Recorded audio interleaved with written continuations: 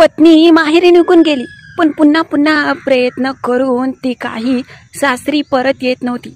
निराश आणि हतबल झालेल्या पतीने टोकाचं पाऊल घेतलं आणि स्वतःचा प्रायव्हेट पार्ट कट केल्याची घटना राजस्थानमधील भिलवाडा जिल्ह्यामध्ये घडली आहे.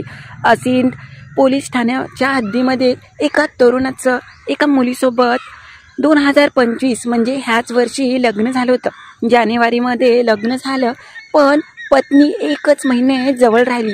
नंतर काही कारण काढून ती माहेरी निघून गेली.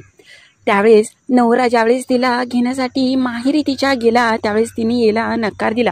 2-3 महिने समजावून तिला विनंती करून तो खूपच थकला होता, पण पत्नीने सरळ नवऱ्याजवळ नांदायला नकार दिल्यामुळे पत्नीच्या पायी तो खूपच निराश झाला होता. टेन्शनमध्ये त्याने घरी कोणी नसताना दुपारी 2 वाजता स्वतःचा प्रायव्हेट पार्ट कट केला. ज्यावेळेस घरचे पोचले, त्याला अगदीच रक्कोत्या अवस्थेत पाहिलं. तो रक्ताने माखला होता. हे पाहून घरच्यांनी त्याला जवळच्याच असलेल्या महात्मा गांधी हॉस्पिटलमध्ये ॲडमिट केलं.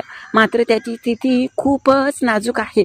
हॉस्पिटलमध्ये आधुनिक सुविधा नसल्यामुळे डॉक्टरांनी त्याला दुसऱ्या ठिकाणी शिफ्ट होण्यासाठी सांगितलं आहे. पण निराश झालेल्या पतीने एवढं टोकाचं पाऊल घेतलं, ह्याच्यावर तुमच्या काय प्रतिक्रिया आहेत? सोशल मीडियावरती लोक खूपच वेगवेगळे आपले मत मांडत आहेत. काहींनी त्याला दुसरा लग्न करून राहण्याचा योग्य सल्ला दिला, तर काहीने एवढं टोकाचं पाऊल पत्नीपायी घेण्याची काय गरज होती असं म्हटलं आहे. तुम्हाला काय वाटतं ही घटना पाहून ते नक्की कळवा आणि नवीन असाल तर आपल्या चॅनलला लाईक सबस्क्राईब करायला विसरू नका.